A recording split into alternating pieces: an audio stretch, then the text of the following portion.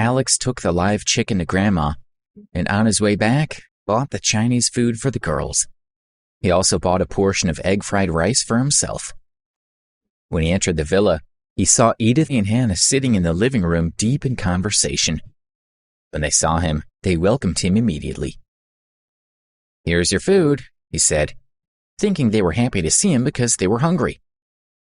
"We'll eat that later," Edith replied, taking the carry-out bag from him. Then she said in surprise, "You bought food for yourself, too?" "It's my own food," he replied.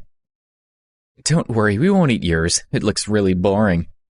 Edith glanced at him and said, "Alex, will you take a video for me?" "A video?" he asked in surprise. "Yes, will you please?" Edith pleaded as she took his arm. "You should help Edith," Hannah advised him. "Can't you see that live broadcasting is also hard work, no less than cleaning?" Alex often looked at live broadcasts and video platforms, and he knew that a lot of the featured videos were filmed by the general public. He understood that Edith wanted a video of herself to post. "Okay, I can help you with that," he agreed. He couldn't see any reason not to help. "Great, thank you so much," Edith said. And then she continued setting up her live broadcast. Later, Edith pulled Alex out of the villa and asked him to sit on the steps outside. "Where's your life jacket from this morning?" she asked him. "It's here," he replied as he grabbed the life jacket. "Put it on, quickly," she ordered him. He did as she asked. She then picked up some dirt from the ground and rubbed it into his face and hair. "What are you doing?" Alex was disgusted by her rude behavior. Edith looked at him with satisfaction. She turned to Hannah and asked, "Well, what do you think?"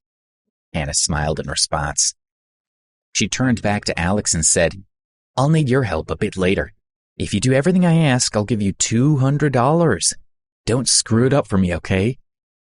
Then she turned and walked into the villa with Hannah. A few minutes later, Edith started the live broadcast. This time, instead of sitting in front of a camera, Hannah was filming her on her cell phone. Requests started to appear on the screen. "Edith, are you singing live today? I want to request a song." "I'd like to request a dance. I want to watch you dance Little Apple." "Hey, something's different today.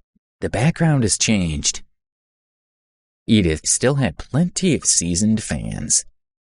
She announced, "Viewers, I'm doing a live broadcast from my relative's villa today, and I have a new anchor, Hannah from Trist, helping me shoot."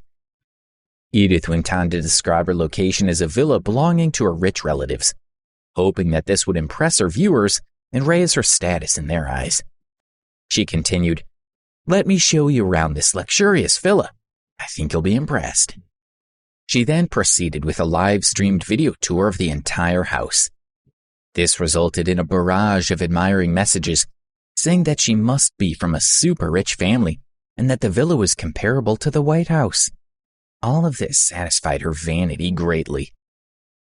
"Viewers, I'm not singing and dancing live today. We have something more meaningful to do." She finally moved on to explain the main theme of her show. "My relatives told me that there's this homeless man who they've seen around their home. Apparently, he came to New York from Montana, and he only has the skills to do very menial work. He has nowhere to sleep and only earns enough for a tiny bit of food." She looked anxiously at the screen and was moved by the barrage of comments that she saw there. "But it's 2019. How can anyone still be homeless?" "It's too sad. My heart aches for him. There are still so many poor people in the world. The media want us to believe that everyone is prosperous now, but it's not true." Edith continued, "It's nearly 9 o'clock. My relative said that he usually comes around this time. Let's go and see if he's around." Then she looked directly at the camera and said, "By the way, when I heard about the plight of this poor man, like you, I felt very sorry for him. I cooked dinner for him tonight so that at least he can have one decent meal. Let's go and find him." She had already tipped Alex's egg-fried rice onto a plate. She grabbed this and walked out of the villa, holding her mobile phone in front of her. Alex saw Edith and Hannah come out of the house. They went in the opposite direction, which confused him. What are they doing? Edith was murmuring into her phone in a low voice. I don't know if he'll come tonight. Let's go and have a look. She looked like she was eager to find the man, and her viewers were riveted and very moved. They desperately hoped that she would find the poor homeless man and give him the food that she had cooked. It seems that he didn't come tonight, Edith said, walking around most of the villa. Alex was still sitting on the stone steps only 7 yards away, but Hannah didn't point the phone in his direction. Hearing that Edith couldn't find the poor man, the viewers were disappointed. They hated to think that he was starving in a ditch somewhere. Edith could sense that her viewers were starting to despair and felt that the time was right for the next part of her plan. Wait a minute, she said suddenly. I think I see him. Yes, he's there. She looked over to where Alex was sitting and rushed toward him. Hannah followed her, filming everything. The viewers exploded with joy, and a barrage of messages appeared on the screen. Alex saw Edith suddenly rushing toward him and frowned slightly. He asked himself, what is she doing? Edith pretended to be overjoyed to see him. She said to her audience, It's really him, everyone. Hannah aimed the camera directly at them and captured everything.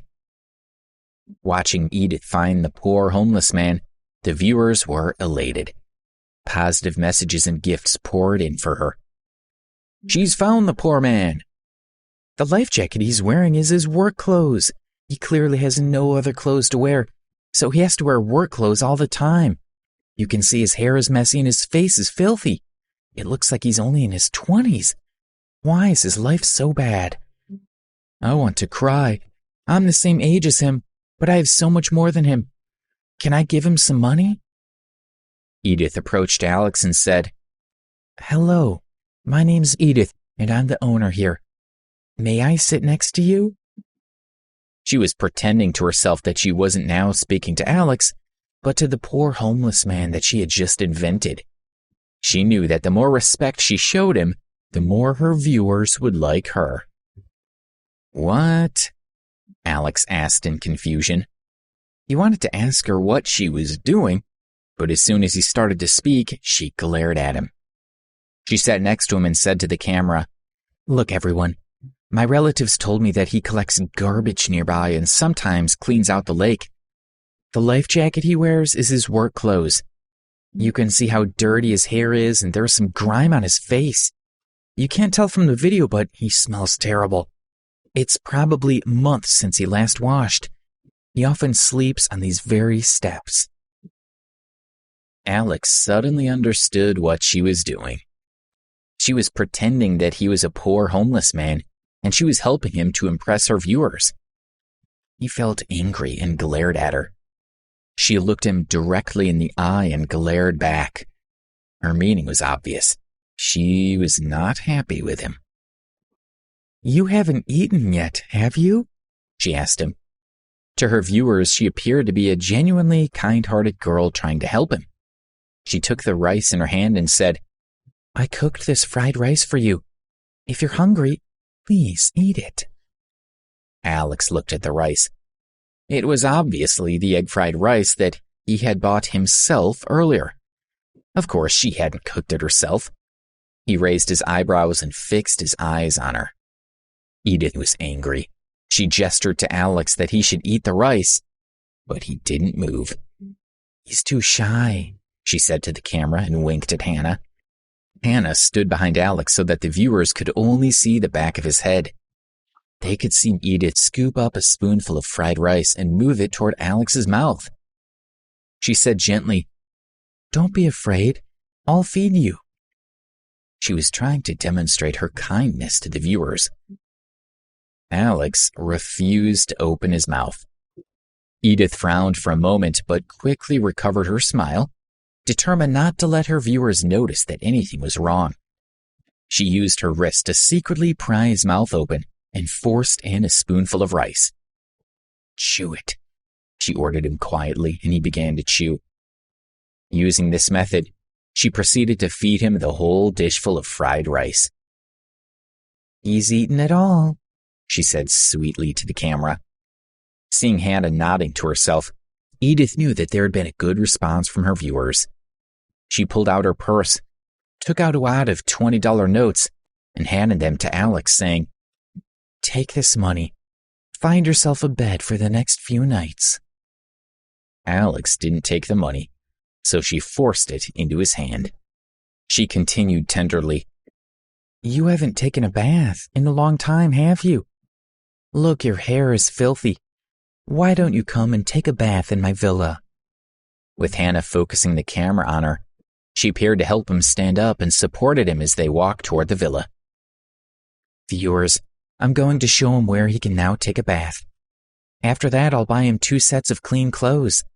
I'll pause the live broadcast for now, but when this is all done, I'll be back on air.